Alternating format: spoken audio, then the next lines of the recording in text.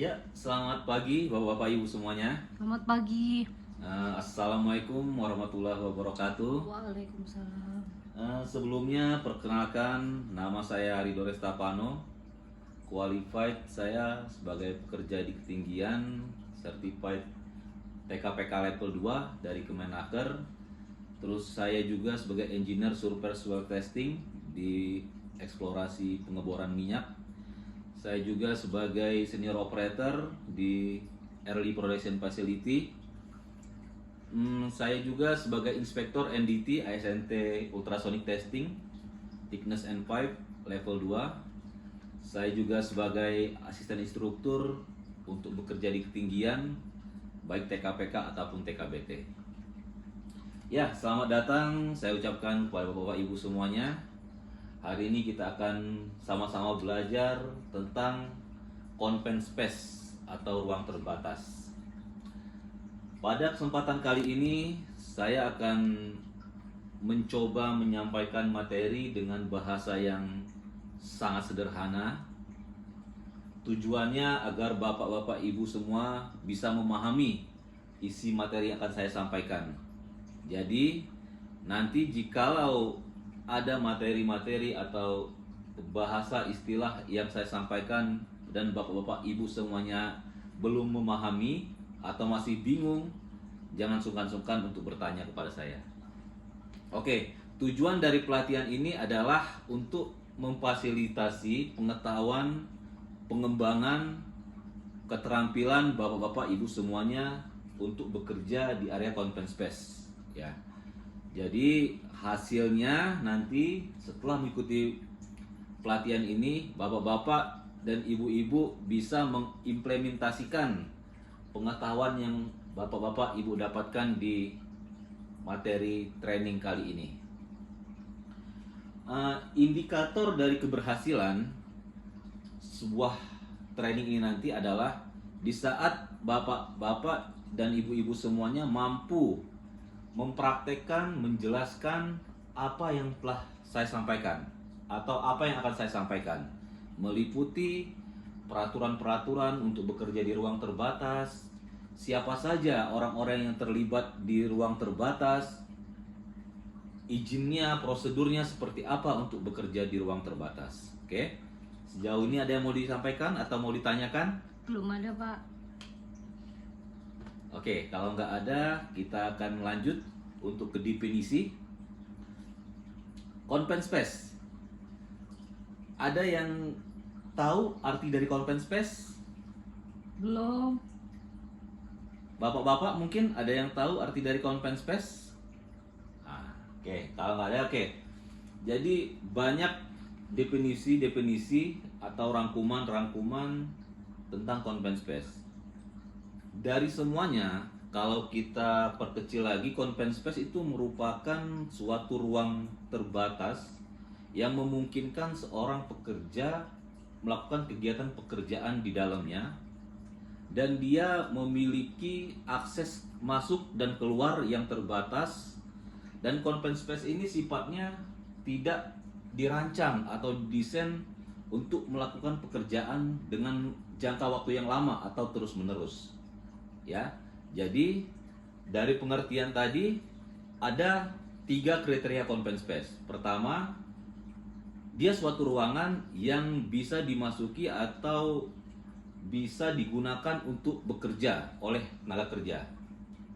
Ya, contoh sebuah bejana tekan, tangki storage, dia bisa digunakan untuk bekerja ya, dan memungkinkan pekerja masuk ke dalam ruangan tersebut.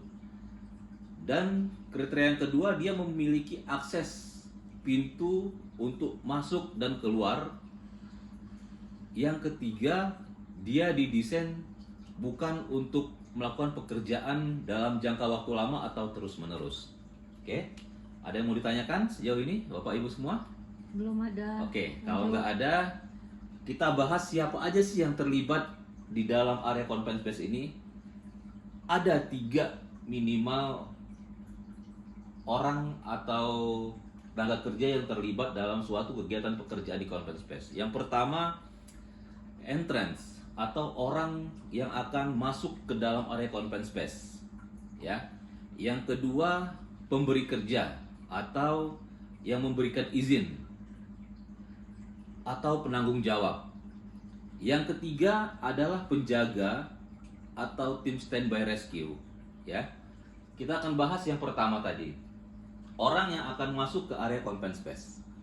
Nah, seorang pekerja yang ditunjuk untuk melakukan kegiatan pekerjaan di confined space, dia harus terlatih, harus mempunyai pengetahuan tentang area confined space. Ya. Jadi tidak semua orang bisa melakukan kegiatan di dalam area kerja confined space. Ya. Karena dia juga harus tahu potensi-potensi bahayanya apa aja. Nah, oke. Selanjutnya yang kedua, pemberi izin atau pengawas atau orang yang bertanggung jawab di area tersebut. Tidak semua pekerjaan di confined space itu bisa dikerjakan dengan seenaknya atau semaunya gitu. Pekerjaan confined space harus dilakukan dengan izin khusus, izin tertentu.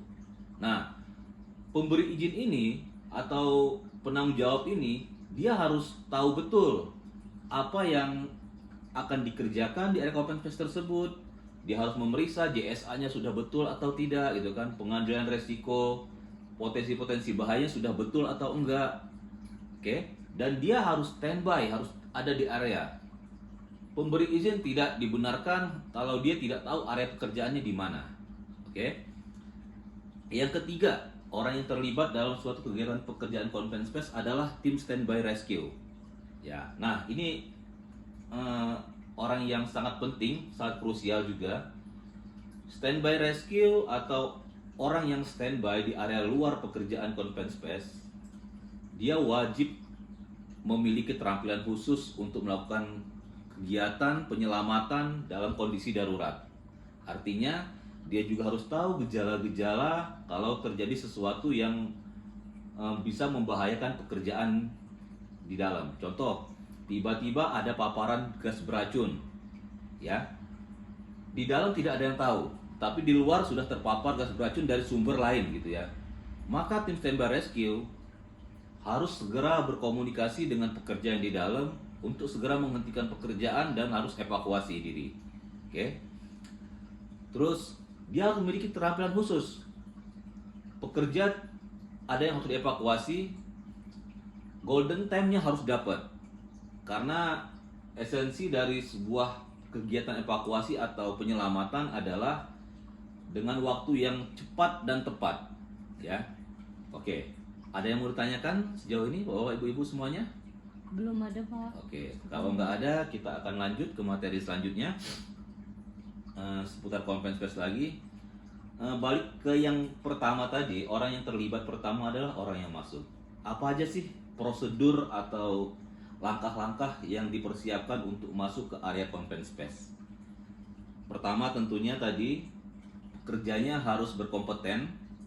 Ya, kompeten dalam melakukan pekerjaan bisa dibuktikan dengan sertifikat ya dan pengalaman kerja. Terus yang kedua harus menyiapkan izin masuk. Nah, ini tidak boleh dilewatkan. Izin masuknya ini seperti apa formatnya? Biasanya setiap perusahaan memiliki standarisasi yang berbeda-beda. Contoh di area pabrik pupuk tentunya akan berbeda dengan di area tambang batu bara. Terus yang selanjutnya menentukan pekerja yang masuk siapa aja, yang standby siapa aja. Nah, ini harus dibagi job desk-nya harus jelas. Agar pada saat pekerjaan berlangsung tidak bingung gitu ya, siapa yang masuk, siapa yang di luar untuk standby. Ketiga, pekerja yang standby harus memiliki peralatan yang lengkap, alat komunikasi dan alat standby rescue-nya. Begitupun pekerja yang akan masuk ke dalam memiliki APD yang lengkap juga. Oke. Nah, sebelum masuk ke dalam tadi persiapannya semuanya harus dipastikan clear. Oke. Ada yang ditanyakan sampai sejauh ini? Belum. Oke.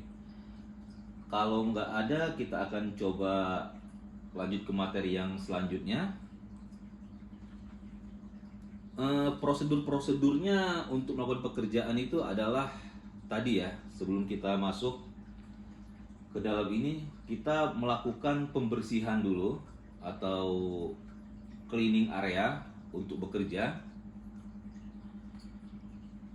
Contohnya di dalam masih ada benda-benda padat atau benda-benda cair, itu harus kita bersihkan. Sebelum kita bersihkan, kalau emang itu ini ruangan baru digunakan, kita harus tes dulu nih kadar udara atmosfer yang ada dalam ruang terbatas tersebut. Karena kebanyakan terjadi kecelakaan kerja di area confined space, salah satu penyebabnya adalah gas-gas beracun, gas-gas toksik yang ada di ruang terbatas, ya. Setelah dipastikan atmosfernya aman untuk melakukan kegiatan, kita bersihkan agar pekerjaannya bisa dilakukan dengan semaksimal mungkin dan senyaman mungkin. Oke. Setelah semuanya bersih, sebelum melakukan pekerjaan, dipastikan lagi alat pelindungan dirinya semua sudah betul, sudah terpakai dengan baik dan benar. Karena kadang-kadang alatnya bagus, alatnya standar, cara penggunaannya salah, tetap tidak akan bisa bekerja dengan maksimal. Oke. Penerangan dan peralatan, pastikan semuanya sudah tersedia.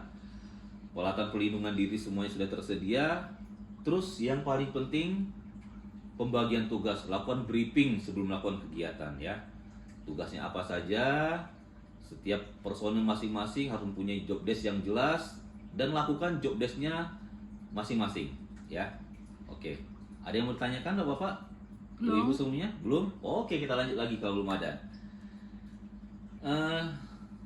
Yang tadi kita sampaikan sebelum melakukan kegiatan di area ruang terbatas, kita coba dulu uji kandungan gas atmosfer yang ada di ruang tersebut. Untuk ruangan normal seperti ini, kandungan gas di udara itu terdiri dari 7 unsur gas penting, ya. Nitrogen, oksigen, karbon dioksida, metana, helium, dan lain-lain. Kandung gas-gas yang terbesar itu adalah nitrogen 78%, oksigen 21%, yang 1%-nya adalah gas-gas yang lain yang kadarnya kecil, ya. Contoh karbon dioksida, gas yang kita keluarkan pada saat bernapas itu cuma 0,034%, dan gas-gas yang lainnya. Oke. Jadi di saat kita melakukan pengujian di atmosfer ruang terbatas, kita harus lihat dulu nih kadar oksigennya berapa.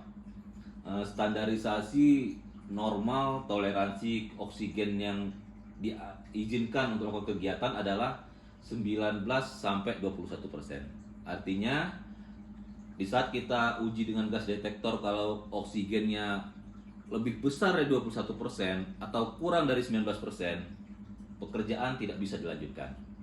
Oke. Selain oksigen, apa lagi yang harus kita uji? Gas beracun, ya. Contoh H2S, karbon monoksida, dan gas-gas yang lainnya kita harus coba juga. Untuk H2S toleransinya harus 0%. Jika ada indikator H2S dalam ruangan tersebut, pekerjaan tidak bisa dilanjutkan. Oke. Selanjutnya apa lagi? Gas mudah terbakar, eksplosif. Oke. Metananya harus kita cek. Kalau untuk melakukan kegiatan pengelasan, kita harus cek nih, ada nggak potensi-potensi gas mudah terbakar di ruangan terbatas ini. Kalau nggak ada, pekerjaannya bisa kita lanjutkan. Jadi untuk persiapan awal ini tidak bisa kita anggap sepele. Ini memang harus benar-benar kita lakukan dengan maksimal mungkin. Oke, ada yang mau ditanyakan Bapak Ibu semuanya? Belum ada? Belum. Oke, kita akan coba masuk ke materi selanjutnya.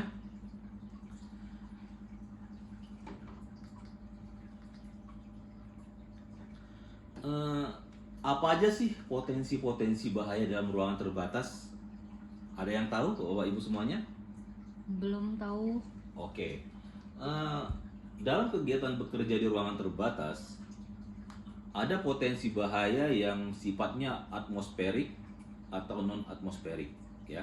Atmosferik itu bahaya-bahaya yang ditimbulkan oleh gas atau yang gas-gas yang terkandung di udara, ya. Kalau yang non atmosferik sifatnya fisik, mungkin terpleset, terjatuh, tertimpa benda padat, tertimbun benda padat dan lain-lain. Contoh-contoh bahaya dalam ruangan terbatas adalah yang paling sering terjadi kekurangan oksigen. Nah, ini yang paling sering terjadi. Kekurangan oksigen akhirnya bisa menimbulkan gejala sesak napas, kejang, bibir membiru, dan pingsan. Yang paling fatal adalah kematian. Terus yang kedua yang paling sering terjadi adalah terpapar gas beracun atau cairan kimia beracun. Contoh yang tadi saya sempat sebutkan, yang paling terjadi kalau di pengeboran minyak itu ada hidrogen sulfida atau H2S, karbon monoksida, atau cairan-cairan kimia yang lain. Untuk cairan-cairan kimia tertentu biasa kita kenal dengan sebutan nilai ambang batas toleransinya berapa persen. Biasanya di setiap MSDS chemical itu disebutkan. Oke. Yang ketiga yang sering terjadi bahaya terperangkap, ya. Kita dalam ruangan terbatas, bekerja dalam terbatas yang tadi kita sebutkan di awal tidak bisa dilakukan dalam waktu jangka yang panjang. Nah, oke, bisa mulai terletih untuk keluar kita nggak bisa karena terperangkap. Mungkin karena tangganya mungkin jatuh atau hal-hal yang lain. Jadi kita nggak bisa keluar, terperangkap di ruang terbatas. Itu bisa menunjukkan bahaya yang fatality. Terus ada lagi bahaya-bahaya mekanik, impeller, dan mekanik yang lain seperti sengatan arus listrik atau terbentur. Nah, makanya sebelum melakukan kegiatan di ruang terbatas, pastikan semua potensi-potensi bahaya mekanik harus kita elementasi. Contoh katup-katup keran yang bisa menimbulkan cairan harus kita pastikan tertutup. Sumber-sumber source arus listrik harus pastikan semuanya sudah clear. Oke. Oke. Ada yang mau ditanyakan Bapak Ibu semuanya? Belum. Oke, kalau nggak ada kita akan coba ke materi yang selanjutnya tentang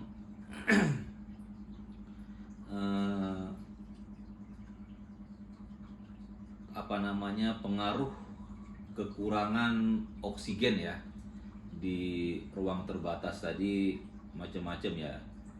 Jadi tergantung kadarnya Bapak Ibu semuanya. Normalnya kan di antara 19 sampai 21% toleransinya.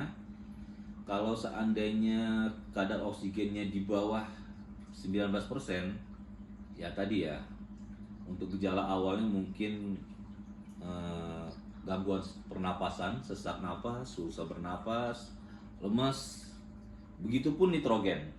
Nitrogen kalau kita ingat pelajaran fisika waktu SMP, sifatnya adalah gas lemas ya. Jadi orang terlalu banyak menghirup nitrogen akan menimbulkan gejala sama, lemas juga.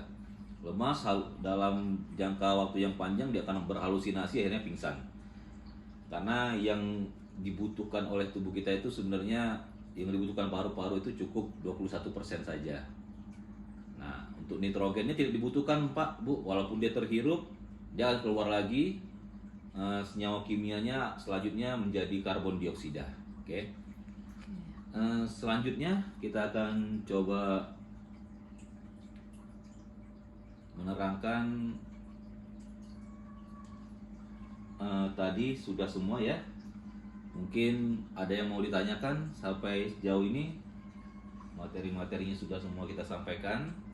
Ayo, Bapak Ibu-Ibu semuanya, ditanyakan aja apa yang tadi mungkin ada yang kurang dimengerti selama saya menyampaikan materi. Silakan ditanyakan sekarang. Ayo, siapa? Saya Pak mau nanya Pak. Oh ya, Ibu Linda, silakan. Gimana, Bu? Berapa sih Pak kadar toleransi oksigen itu pada ruang terbatas? Oh ya, tadi kan sudah kita bahas Bu Linda. Toleransi amannya itu antara 19 sampai 21%. Ya artinya selama range-nya di dalam gas detektor itu 19 sampai 21%, anggaplah 20%, artinya masih aman. Ya. Tapi kalau sudah lebih dari itu, Untuk pekerjaan tertentu dia dianjurkan karena dia bisa menyebabkan kebakaran, sesak napas dan lain-lain. Ya, selanjutnya cukup Bu Linda? Cukup. Oke, selanjutnya ada lagi yang mau ditanyakan? Ya, silakan. Ya, Ibu yang di ujung, Ibu siapa Bu? Bu Astin, oke. Silakan Bu Astin. Oh iya Pak, mau tanya Pak, Gimana Bu Astin? berapa lama sih Pak waktu yang diperlukan untuk persiapan pekerjaan di ruang terbatas? Good, bagus sekali pertanyaan. Berapa lama waktu yang dibutuhkan untuk persiapan melakukan kegiatan pekerjaan di ruang terbatas? Oke. Jadi, untuk melakukan persiapan, preparation sebelum melakukan pekerjaan, tidak ada batasan waktu, Bu. Oke. Oke. Jadi, waktunya emang kita harus efektif mungkin, tapi tidak ada batasan waktu. Selama persiapan belum maksimal, contoh kandungan gas di atmosfer ruang terbatas masih di luar toleransi. Sedangkan persiapannya sudah 2 jam, 3 jam. Harus purging terus gitu kan, harus kita bersihkan terus. Lakukan aja terus sampai betul-betul siap, Bu. Jadi nggak ada batasan waktu. Selama persiapannya belum selesai, pekerjaan tidak bisa dilanjutkan. Kalau perlu 1 hari, 2 hari, 3 hari untuk persiapan ya nggak masalah. Tujuannya kan kita bisa bekerja dengan aman dan nyaman. Oke, cukup Bu Astin? Cukup. Oke, terima kasih. Ada lagi? Ada Pak, mau tanya Pak. Ya, Ibu Ningsih silakan. Apa Bu Ningsih? Apa akibat kalau kita kekurangan oksigen di ruang terbatas Pak? Ya, macam-macam ya. Akibatnya kalau dari beberapa jurnal itu dijelaskan. Tergantung kadarnya berapa dan berapa lama kita terpapar atau mengalami kekurangan oksigen di ruang terbatas. Kita bicara kekurangan oksigen. Seandainya kadarnya range antara 15 sampai 19%, artinya di bawah 19%, ini masih gejala awal. Biasanya korban akan mengalami gangguan sirkulasi paru. Bagi yang mengalami masalah pernapasan ya, contoh mereka merasakan sesak napas gitu Bu. Nah, kalau seandainya kadar oksigennya lebih rendah lagi, antara 12 sampai 14%, artinya nggak sampai 15% nih. Di gas detektor termonitor kandungan gasnya hanya 13%. Ya, proses pernapasannya mulai berat tuh. Laju napas mulai naik gitu kan, karena paru-paru akan bekerja ekstra tuh Bu. Biasanya seperti orang yang merasa tercekek gitu ya, jadi susah dia untuk napas. Beda ya, kita nahan napas sama kita merasa tercekek. Kalau untuk nahan napas mungkin orang bisa mampu bertahan 1 sampai 5 atau 6 menit masih bisa untuk nahan napas. Tapi kalau kekurangan oksigen dengan kadar yang di bawah dari 15%, biasanya cuma 1 menit sudah pingsan. Dia nggak akan bisa bertahan dalam waktu yang lama. Kalau seandainya kadar oksigennya lebih rendah lagi, anggaplah 10 sampai 12%, tidak nyampe 13% ya. Nah, reaksinya laju pernapasan makin cepat dan makin buruk resikonya, bibir bisa biru. Ya. Iya.